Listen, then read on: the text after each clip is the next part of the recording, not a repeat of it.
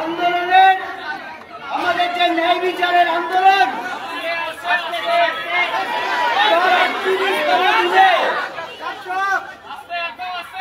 তার 38তম দিনে আজকে আমরা যখন গিয়েছিলাম তখন এখান থেকে বলে গিয়েছিলাম যে আমরা যে আমাদের সদিচ্ছা দেখাচ্ছি যে আমরা একটা আলোচনায় বসতে চাই এবং আমাদের 5 দফা দাবি নিয়ে আলোচনা করার জন্য আমরা যাচ্ছি। আমরা গেলাম, সেখানে গিয়ে 2 তরফ থেকেই মিনিটস লেখার যে দাবি সেটা আমাদের চাপে বাধ্য হলেন তারা, আমরা নিয়ে শুনলাম। সেখানে দীর্ঘক্ষণ আলোচনা হলো। তার প্রথম কয়েকটি কথা 2-3টে জিনিস সেই মিটিংয়ে হয়েছে। কিছু সদর্থক আলোচনা হয়েছে, কিছু আলোচনা অসম্পূর্ণ। কিন্তু প্রথম যে কথাটা বলে নেওয়া দরকার, মাননীয় মুখ্যমন্ত্রী আশ্বাস দিয়েছেন যে পুলিশ কমিশনার বিনীত গোয়েল যার অপসারণের দাবি আমরা প্রথম দিন থেকে করছি তাকে তিনি সরিয়ে দেবেন। আজকে এই যে এটা উনি মেনেছেন, এটা কিন্তু এই আন্দোলনের একটা বড় জয়।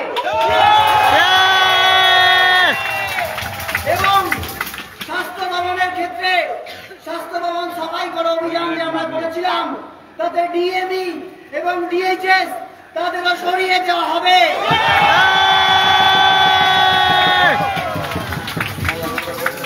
এটাও আন্দোলনের একটা বড় জয়।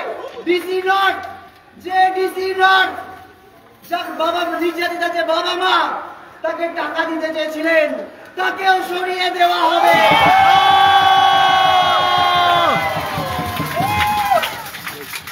আজকে এতদিন পর 38 দিন পর আমাদের যে আন্দোলন, তার পাশে সাধারণ জনগণের যে আন্দোলন, সেই আন্দোলনের চাপে কিন্তু এক প্রকার নতি স্বীকার করলো রাজ্য প্রশাসন।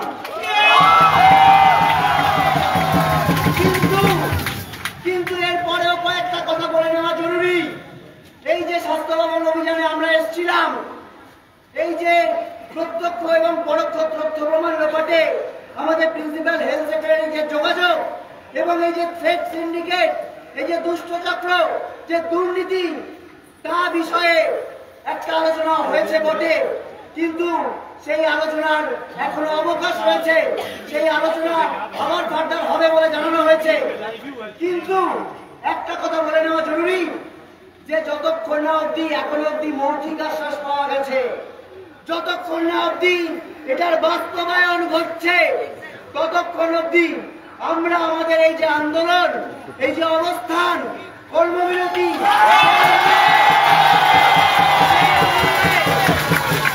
সেই নিয়ে কোনো সিদ্ধান্ত আমরা নেব না। আগে বাস্তবায়ন হবে, আগে কালকে সুপ্রিম কোর্টের শুনানি হবে, তারপর আমরা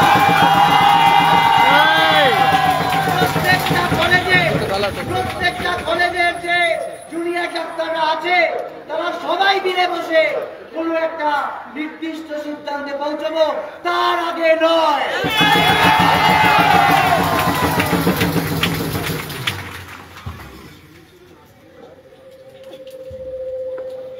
আপনারা জানেন আজ আন্দোলনের 38তম দিনে এসে মাননীয় মুখ্যমন্ত্রী মনে হয়েছে আমাদের সাথে আলোচনা করা যেতে পারে। আমরা বারবার বলেছি আমাদের লড়াই মহামান্য সুপ্রিম কোর্টে যেমন আছে, যেমন চলছে ন্যায় বিচারের দাবিতে, ঠিক সেই রকম রাজ্য প্রশাসনের কাছেও আমাদের কিছু সুনির্দিষ্ট দাবি দেওয়া ছিল।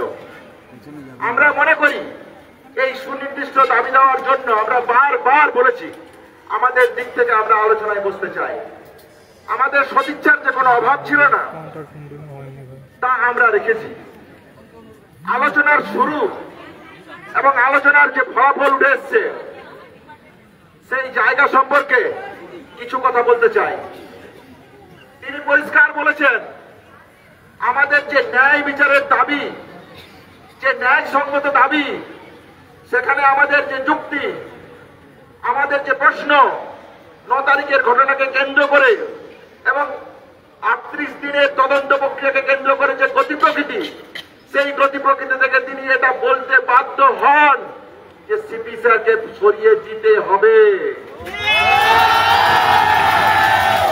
তাহলে এই জয় সাধারণ মানুষ থেকে শুরু করে ডাক্তারি সমাজ, নার্সিং পড়ুয়া, সিস্টার, প্যারামেডিক্যাল ছাত্রছাত্রী সহ এই সমাজের সমগ্র অংশে আমরা মনে করি তাদের যদি আকুণ্ঠ সমর্থন না থাকতো তাহলে হয়তো আজকে এই জয় আমরা ছিনিয়ে আনতে পারতাম না। তার জন্য সবাইকে ধন্যবাদ। খুব লজ্জাজনক, আমরা যখন তদন্তের গতি প্রকৃতি সম্পর্কে প্রতিটা পয়েন্ট তুলে ধরি তখন তিনি ডিসি নর্থের প্রসঙ্গে যখন আমরা বলি যে নির্যাতনার বাবা মার যে বক্তব্য, যে তথ্য যখন তুলে ধরি, তিনি তার কাছে মাথা নত করতে বাধ্য হন। সেই জায়গা থেকে ডিসি নর্থকে সরিয়ে দেবেন বলে তিনি প্রতিশ্রুতি দিয়েছেন। আজ আমাদের যে স্বাস্থ্য ভবন অভিযানের 5 দিন অতিবাহিত হতে চলেছে, আমরা মনে করেছি, আমরা বলেছি যে এই যে 7 দিন অতিবাহিত হতে চলেছে, আমরা বলেছি যে স্বাস্থ্য ভবন কি পরিমাণ দুর্নীতির জায়গা, দুর্নীতির চক্র। কে এই সন্দীপ ঘোষ, যে কার এই বারবারন্ত, কিসের জন্য, কিসের দাবিতে, সেই জায়গা আমরা রেখেছি। রিনোভেশন, রিকনস্ট্রাকশন কার অর্ডারে, কিসের ভিত্তিতে, সেই জায়গাও আমরা রেখেছি। ডিএমই ডিএসএস স্যারকে তিনি সরিয়ে দেবেন বলেছেন। এটাও আন্দোলনের যেমন একটা জয় হিসেবে আমরা দেখি, ঠিক সেরকম আমরা প্যারালাল সাথে সাথে প্রশ্ন তুলেছি কেন প্রিন্সিপাল সেক্রেটারি নয়, তার ওই রিনোভেশন রিকনস্ট্রাকশনে কার সাইন ছিল, তিনি কি, কেন তিনি এই জায়গা থেকে অপসারিত হবেন না, সেই জায়গাও আমরা তুলে এনেছি। পাশাপাশি তিনি বলেছেন আমাকে এই জন্য একটু সময় দিতে হবে। তিনি সময় পেলে তিনি বলেছেন আমার উপর ভরসা রাখো। আমরা বলেছি আমাদের দাবি অত্যন্ত ন্যায়সঙ্গত এবং যুক্তিসঙ্গত, আপনাকে এই ব্যাপারে বিবেচনা করে দেখতেই হবে।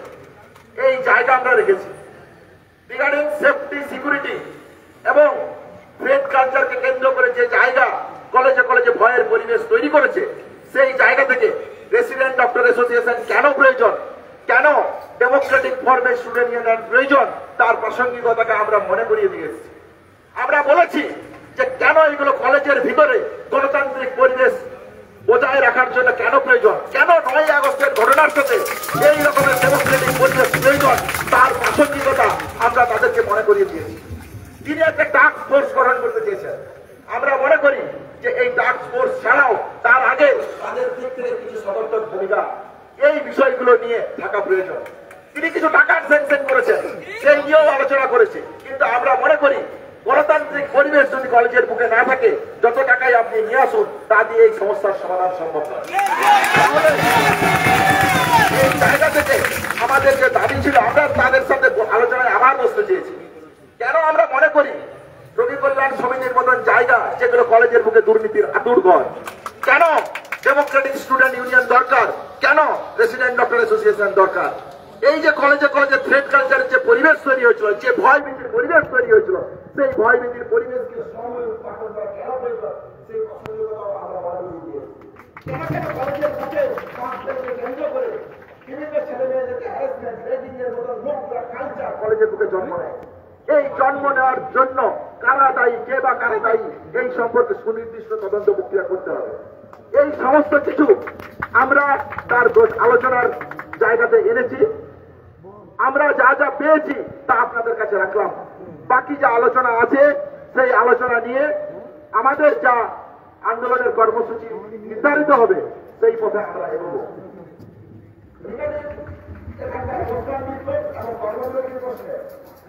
আমরা এই কথাগুলো রিটেন এবং মৌখিক ফর্মে পেয়েছি, কিন্তু এগুলো বাস্তবায়িত হতে দিতে হবে।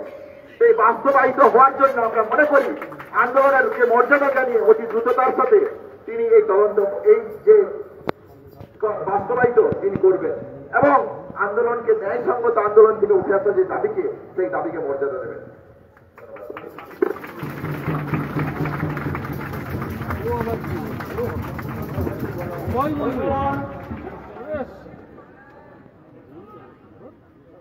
আজকের মিটিংয়ে আমরা কি কি পেয়েছি, কি কি পেতে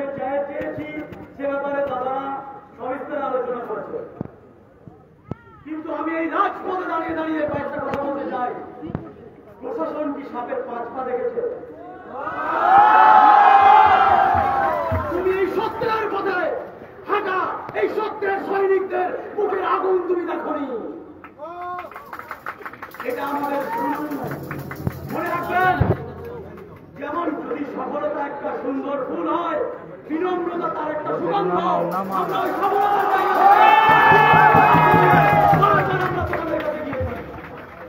আমরা আমাদের মনের বিচার চাইতে চাইতে আজকে 38তম দিন পর্যন্ত পৌঁছে গেছি।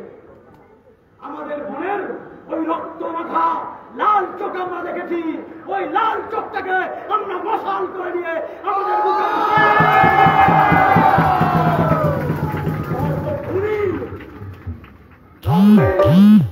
অহংকারী তোমরা হুঁশিয়ার হয়ে যাও। সত্যের এই যে সাহসিকতা, সত্যের এই যে সাহসিকতা এটা জেগে উঠেছে। মনে রাখবে, আমাদের মনের বিচার এখনো বাকি আছে। আমরা লড়ছি, আরো লড়বো ততদিন পর্যন্ত। আজকের পরে একটা উইকেট পড়েছে, সেটি রেজিগনেশন। আরো এখনো বাকি আছে আমাদের যুদ্ধ। হেলথ সেক্রেটারিরও আমরা পদত্যাগ চাইছি। ছিনিয়ে দেবো, এটুকু আমি বলে দিতে চাই।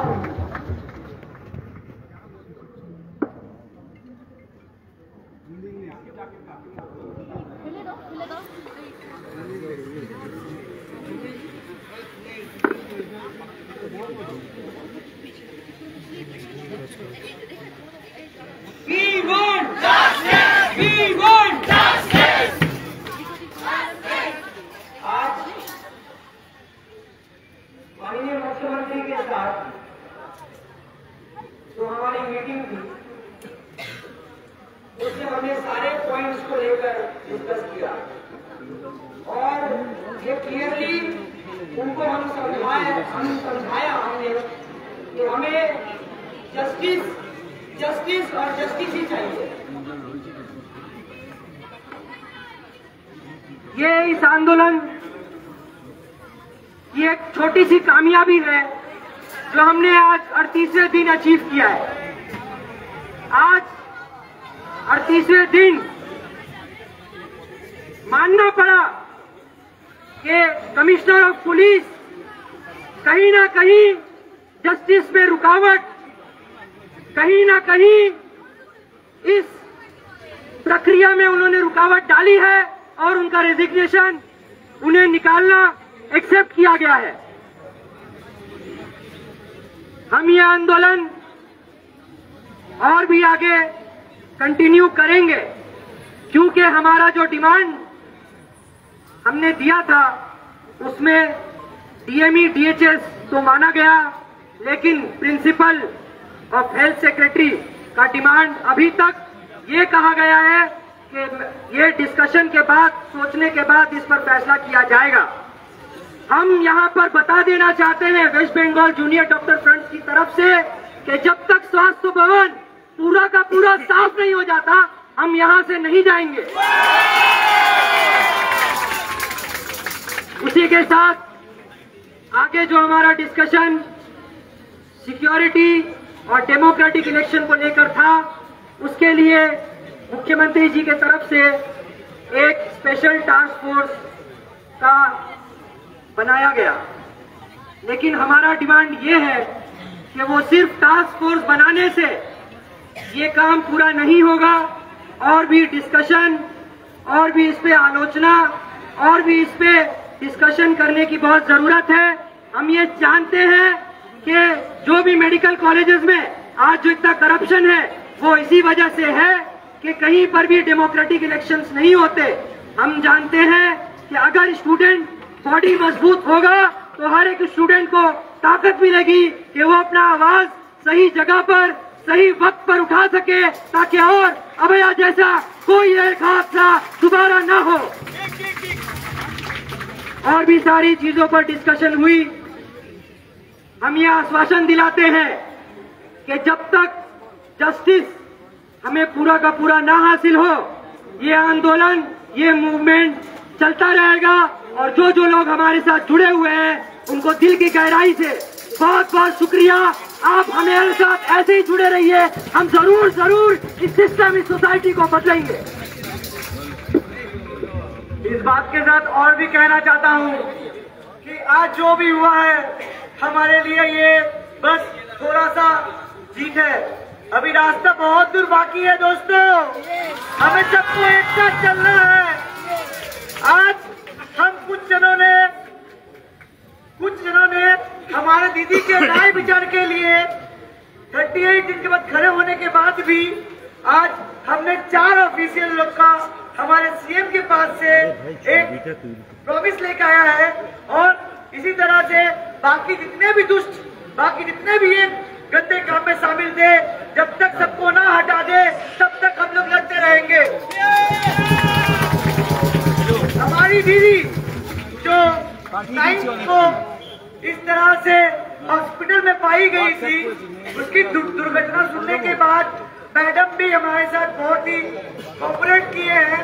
उन्होंने भी कहा है इस बारे में सब कुछ देखेंगे, लेकिन जब तक पेन और पेपर में सारे डिटेल्स ना मिल जाए, जब तक पेन और पेपर में ऑर्डर ना पास हो जाए, हम लोग इसी तरह लड़ते रहेंगे, इसी तरह जीतते रहेंगे। আজকে আমরা মাননীয় মুখ্যমন্ত্রীর বাড়িতে বৈঠকে গিয়েছিলাম। তাদের ইমেলকে এক সদর্থক পদক্ষেপ ভেবে প্রথমেই যেটা বলতে চাই, বৈঠকের শুরুতে মাননীয় মুখ্যমন্ত্রী আমাদের 5 দফা দাবিকে ন্যায্য দাবি বলে মেনে নিয়েছেন।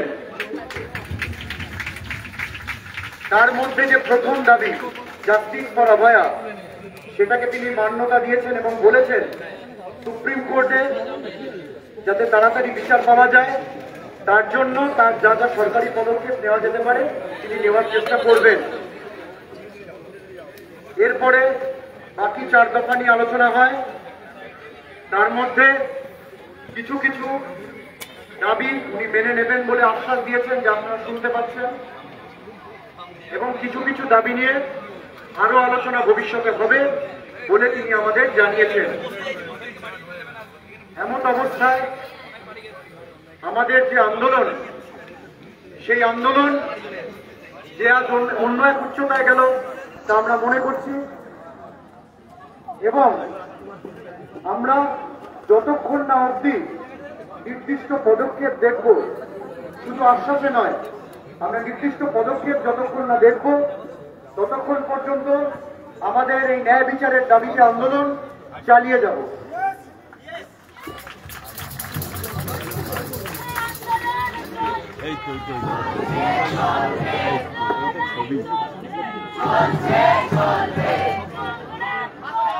বন্ধুগণ,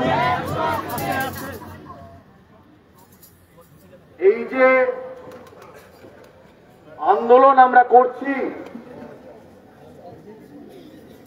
এই যে মিটিং এ আমরা গিয়েছি, বিশ্বাস করুন আসল যুদ্ধটা করেছেন কিন্তু আপনারাই। এই যে আমাদের শীষ দ্বারা সোজা রেখে ওখানে পাঠিয়েছেন কারা? আপনারা। এই আপনাদের এখানে এই অবস্থান মঞ্চ, এই বিদ্রোহ, এই আন্দোলন, এই প্রতিবাদ, এই সমস্ত কিছুর আওয়াজ তুলতে পাঠিয়েছেন আপনারা। তাই আজকে আমরা যেটুকু করতে পেরেছি তার জন্য আমাদের সমস্ত মেডিকেল কলেজের সমস্ত junior doctor, UG student, senior doctor, পিজিডিস এবং যে সমস্ত সাধারণ মানুষ আছেন যারা প্রথম দিন থেকে এই প্রতিবাদে আমাদের পায়ে পা মিলিয়েছেন, তাদের সকলকে জানাই আমার প্রণাম।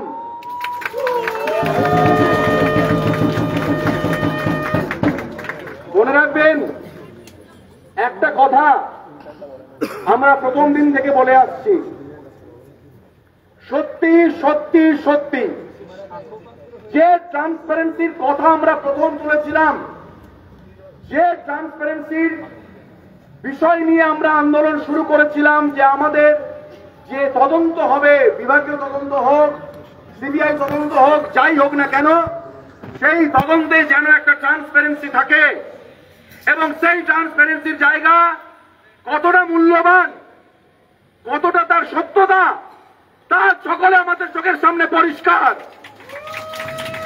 আজ এই সত্যির জায়গা থেকে, এই মনুষ্যত্বের জায়গা থেকে, এই শিরদাঁড়ার জায়গা থেকে সরকার বাধ্য হয়েছে আমাদের দাবিগুলো মেনে নেওয়ার জন্য। তাই আমি বলছি, এখনো সমস্ত দাবি আমাদের মানা হয়নি, অনেক কিছুই এখনো বাকি আছে, অনেক কিছু ওনারা মেনেছে, তবে মনে রাখতে হবে এখনো কোনো অর্ডার বেরোয়নি। তাই যতক্ষণ না কোনো অর্ডার বেরোচ্ছে আমাদের এই আন্দোলন কিন্তু চলবে এবং ভুলে গেলে চলবে না যে অভয়া 9 তারিখ অন ডিউটি অবস্থায় যার সাথে এই মর্মান্তিক ঘটনা ঘটে গিয়েছিল, সেই বিচার কাল সুপ্রিম কোর্টে হিয়ারিং আছে, আমাদের চোখ সেদিকেও থাকবে। এবং এই আন্দোলন থেকে আমরা জানিয়ে দিতে চাই যে আমরা কিন্তু কোনো আপোষ করতে আসিনি, আমরা বিচার চাই এবং সেই বিচারের দাবিতে আমাদের এই আন্দোলন, আমাদের এই লড়াই, আমাদের এই সংগ্রাম, শান্তিপূর্ণ আন্দোলন চলছে, চলবে।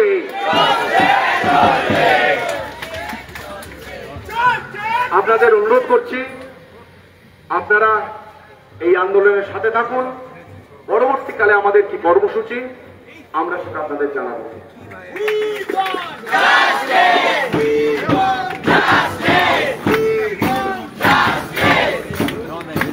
আজ অব্দি আমরা প্রথম থেকে কি কি হয়েছে আরেকবার আমি সবাইকে মনে করিয়ে দিতে চাই। যেদিন প্রথমবার আমাদেরকে ডাকা হলো, ডাইরেক্টলি নয় ইনডাইরেক্টলি আমরা যেতে অস্বীকার করলাম। এরপরেও আবার আমাদেরকে ডাকা হলো নবান্নতে, আমরা নবান্নতে গেলাম, কিন্তু সেই মিটিংটা হয়ে উঠলো না। কিন্তু তারপরে মুখ্যমন্ত্রী বলেছিলেন যে উনি আর আমাদের সঙ্গে বসতে পারবেন না, যথেষ্ট অপেক্ষা করেছে। কিন্তু তারপরে আবার কালীঘাটে আমাদের ডাকতে বাধ্য হলেন। কাদের জন্য? আপনাদের জন্য, যারা এখানে দাঁড়িয়ে আছেন আমাদের সঙ্গে এখনো, তাদের জন্য, যে সাধারণ মানুষরা নিজেদের বাড়ি থেকে বিভিন্নভাবে প্রতিবাদ চালাচ্ছেন তাদের জন্য কালীঘাট থেকে আমরা ফিরে এলাম। হয়তো উনি বুঝেছিলেন যে দুটো অ্যারেস্ট ওই সময় হয়ে গেছে, তারপরে আনকন্ডিশনালি যদি আমরা মিটিংটা করেও ফেলি হয়তো অনেক সদুত্তরই উনি দিতে পারবেন না। কালীঘাট থেকে ফিরে এলাম, বললেন টাইম ইজ ওভার, তোমরা দেরি করে ফেলেছো। কিন্তু আজকে আবার আমাদের ডাকা হলো। কাদের জন্য? আপনাদের জন্য। আমরা সিদ্ধারা যেরকম বিক্রি করিনি, আপনার সিদ্ধারা বিক্রি করেননি। আমরা যে সহিষ্ণুতা দেখিয়েছি আপনারা ঠিক ততটাই সহিষ্ণুতা দেখিয়েছে। আজকে আলোচনা প্রসঙ্গে আমি কতগুলো কথা পার্টিকুলারলি বলতে চাই। প্রথমে যখন আমরা গেছিলাম 4 এবং 5 নাম্বার পয়েন্টের দাবিতে, আমাদের মাননীয় মুখ্যমন্ত্রী এবং তার সরকারি আধিকারিকরা অনেক আলোচনার চেষ্টা করে, কিন্তু আমরা প্রথমেই একটা কথা বলি, মাননীয় আগে 2 এবং 3 নাম্বার পয়েন্ট আলোচনা হবে, তারপরে আমরা 4 এবং 5-এ যাব। এবং এই 4 এবং 5-এর ক্ষেত্রে বিশেষ করে 4-এর জন্য যে 100 কোটি টাকা বরাদ্দ করার কথা মুখ্যমন্ত্রী বলেছেন, আমরা সেক্ষেত্রেও বলেছি শুধুমাত্র টাকা বরাদ্দ করে, ইনস্ট্রুমেন্ট ডিপ্লয় করে কিচ্ছু হয় না। যে শান্তিপূর্ণ পরিস্থিতিটা দরকার, তার জন্য আমাদের কাছে ফ্রুটফুল প্ল্যান আছে, আমরা আপনাদের সঙ্গে বসতে চাই, সে ব্যাপারে ডিসকাস করতে চাই। এরপরে আমরা 2 আর 3 নাম্বার প্ল্যানে প্রথমে কিন্তু উনি ডিএমই এবং ডিএইচএস এর পদত্যাগের কথা বলেছিলেন, অর্থাৎ তাদের ট্রান্সফারের কথা বলেছিলেন, এবং তার সঙ্গে এটাও বলেছিলেন যদি প্রিন্সিপাল সেক্রেটারি হেলথকে যদি আমি সরিয়ে নিই তাহলে আমাদের স্বাস্থ্য ব্যবস্থা অচল হয়ে যাবে। সেক্ষেত্রে কিন্তু আমরা দাবি রাখি, আমরা কিন্তু ওখানে নমনীয়তা দেখাইনি। আমরা বলেছিলাম 4 জন মানে 4 জন। সেক্ষেত্রে উনি বললেন আমি তো ডিসি নর্থকেও সরিয়ে নিচ্ছি, এরপরেও কেন তোমরা মানছো না? কিন্তু আমরা তারপরেও বলেছি আমাদের বিনীত গোয়েলের সিপির পদত্যাগ আমাদের চাই। এবং তারপরে উনারা আবার ডিসকাশনে ফিরে গেছেন, ডিসকাস করেছেন, আমাদের কাছে মাথা নত করতে বাধ্য হয়েছে, ফিরে এসে জানিয়েছেন সিপির পদত্যাগ উনি মেনে নিয়েছেন।